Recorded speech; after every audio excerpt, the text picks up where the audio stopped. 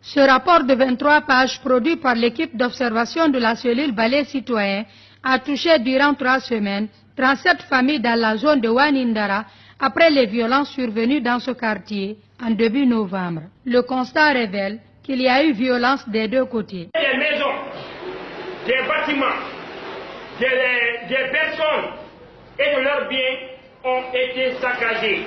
Que des femmes, des jeunes et des vieux ont été violentés par des unités de maintien d'ordre. Au niveau aussi des forces de l'ordre, il n'est pas occulté que des engins de maintien d'ordre ont été saccagés par des jets de pierre.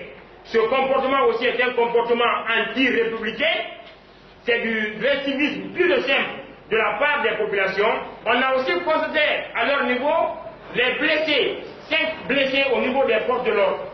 Ces violences survenues suite à une journée ville morte, appelée par l'opposition républicaine, avaient causé la mort de 2 jeunes tués par balle et un agent lynché par des jeunes. Après les travaux, l'équipe d'observation a fait des recommandations à l'intention d'une part des autorités et d'autre part à l'opposition républicaine et ses militants. Au niveau du gouvernement, l'ouverture sans délai d'une enquête indépendante pour élucider tous les cas de mort, de blessés, de pillage des biens et services et punir les coupables à la hauteur de leur forfaiture. Au niveau de l'opposition républicaine, d'intégrer au sein de leurs différentes structures des partis politiques, des actes de formation, de sensibilisation, d'éducation civique aux militants et sympathisants.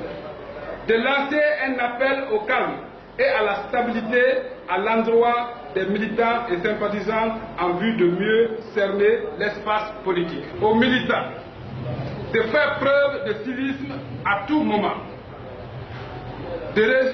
le rejet climatique de toute forme de violence avant, pendant et après les manifestations, d'éviter toute provocation des forces de l'ordre à travers les injures et des jets de pierre. Le coordinateur de la cellule Balai Citoyen demande aux uns et aux autres de prendre en compte ces recommandations afin que le pays sorte de ce cycle de violence systématique.